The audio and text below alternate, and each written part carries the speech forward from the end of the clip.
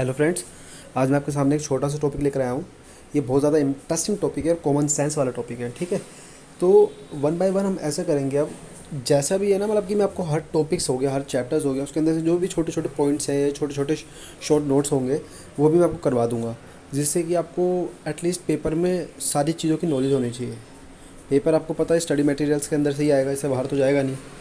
अगर हमें सारे टॉपिक के बारे में पता होगा तो हमें ये नहीं लगेगा कि पेपर में यार ये क्या पूछ लिया उन्होंने। ठीक है, तो हम उसका आंसर कर सकते हैं। तो हम इसकी बात करते हैं, risk and return trade off. Just आप अज्यूम करो, एक छोटा सा एग्जांपल लेते हैं कंपटीशन एग्ज़ाम का। आप भी देखते होगे कि यार गवर्नमेंट एग्ज़ाम होते हैं, चाहे कोई भी हो, ठीक है, 10th का बेस पे हो, 12th के बेस पे हो, ग्रेजुएशन के बेस पे हो, या पोस्ट ग्रेजुएशन के बेस पे हो, सबका पैटर्न क्या होता है? कुछ सेक्शंस कॉमन होते हैं, जैसे हिंदी, इंग्लिश, आपका मैथ्स हो गया, रीजनिंग हो गया, जीके हो गया, इस टाइप के सेक्शंस होते हैं और वो टिक मार्क वाले होते हैं। बट उसका एंड रिजल्ट क्या आता है? अगर आप 10वीं वाला पास करोगे तो आपकी सैलरी कम मिलेगी, 12th वाला करोगे तो उससे ज़्यादा मिलेगी 10th वाले से। ठीक है, जैसे जैसे आपकी क्वालिफिकेशन बढ़ती जाएगी, आप उसका एग्ज़ाम क्लियर करोगे तो आपको सैलरी भी बड़ी मिलेगी और रिकॉग्नाइजेशन और पावर भी ज़्यादा अच्छी मिलेगी।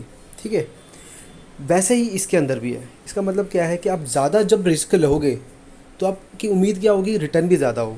अब अब ये सोचो कि अगर 10th का पेपर क्वालिफाई करके आप आईएएस बन गए तो सारे के सारे लोग आईएएस ही बन जाएंगे ना। फिर क्यों करेगा लोग इतनी मेहनत करके आईएएस बनेंगे? ठीक है, क्योंकि उसको पाने के लिए हमें रिस्क ज़्यादा लेना पड़ेगा। यही सेम चीज़ है, अगर आप रिस्क ज़्यादा लोगे तो आपकी सोच क्या है कि आपको रिटर्न भी ज़्यादा मिलेगा। ठीक है, हम एक एग्जांपल लेते हैं, उसके थोड़ा ज़्यादा बेटर हम फाइनेंशियल के अंदर समझ पाएंगे इसको।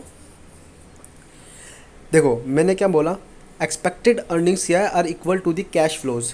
और सपोज करो कि ये कोई टैक्स नहीं है हमारे, हमने बहुत सिंपल वो लिया है इसमें क्वेश्चन। इसके अंदर कोई हाइपोथेटिकल आपको सोचना नहीं है, बस आपको ये चीज़ दिमाग में लगानी है कि कोई टैक्स पे नहीं कर रहे। हमें ज़्यादा डीप नहीं जाना कि टैक्स लगा देंगे फिर क्या कटेगा, क्या बचेगा। एक छोटा सा ऊपर ऊपर ओवरव्यू एग्जांपल है, इससे आपको पूरा टॉपिक समझ में आ जाएगा ये। ठीक है, आप सोचो कि आपको एक स्टेशनरी शॉप चाहिए, खोलनी है, छोटी सी कोई भी शॉप खोलनी है। ठीक है, 10,000 की आपको फाइनेंस की नीड है, आपके पास खुद का 8,000 रुपये है, तो आप क्या करोगे?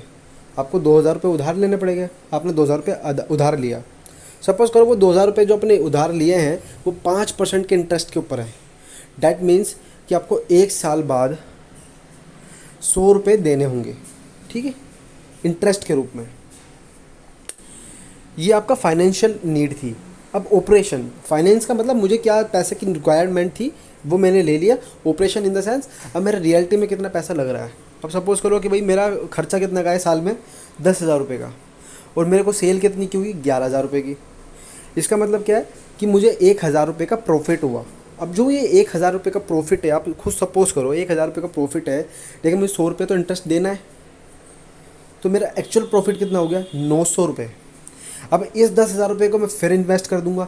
ऐसे करते करते ये 900 करते या प्रॉफिट में कुछ चेंज आएगा, मेरी सेल्स ज़्यादा होगी, तो एक ऐसा सर्टेन पॉइंट आएगा कि जो मैंने 2,000 रुपये लिए थे किसी से, मैं वो भी चुका दूंगा, प्लस उसको इंटरेस्ट भी पे कर दूंगा। ठीक है, तो हमें क्या हुआ? टोटल प्रॉफिट कितना हुआ? 1,000 रुपये का, जिसमें से 100 रुपये हमें इंटरेस्ट पे करना पड़ा। सिंपल सी बात है, कोई इसमें कोई ज़्यादा दिमाग लगाने वाली बात नहीं है। अब इसमें एक चीज़ और चलते हैं, परसेंटेज के फॉर्म में चलते हैं। मैंने बोला रिटर्न ऑन टोटल एसेट्स। मेरी एसेट कितने की थी? टोटल 10,000 रुपये की। मुझे प्रॉफिट कितना हुआ, मतलब मुझे रिटर्न कितना मिला 10,000 के ऊपर पे? 1,000 रुपये। तो मुझे 10% का रेट ऑफ रिटर्न मिला ऑन टोटल एसेट्स। अब बात करते हैं मुझे रिटर्न कितना मिला, एक्चुअल रिटर्न 900 रुपये। कितने के ऊपर? 8,000 रुपये के ऊपर, क्योंकि 8,000 रुपये तो मेरी ओन मनी थी ना। इसका मतलब ये क्या है मेरी परसेंटेज? 11.25। ये 11.25 माइनस 10%, इसके बीच में जो डिफरेंस, जो मार्जिन आ रहा है ना, यही मेरा गेन है, यही मेरा रिटर्न है। ठीक है, तो कुछ नहीं है इसके अंदर। आपने अब खुश हो जाओ, देखो इसमें क्या है, कुछ नहीं है। मैं आपको जल्दी से एक छोटा सा ओवरव्यू बता देता हूँ, जल्द से जल्द।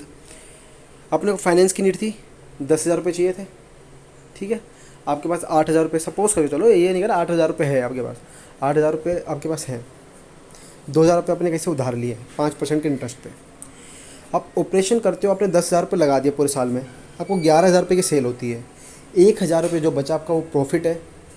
अब ये सोचो कि आपको उस साल आपने जो 2,000 रुपये लिए थे 5% के इंटरेस्ट पे, उस पर अपने 100 रुपये देना है आपको। अगर आप वो 100 रुपये दे दोगे तो आपके पास एक्चुअल प्रॉफिट तो 900 रुपये है।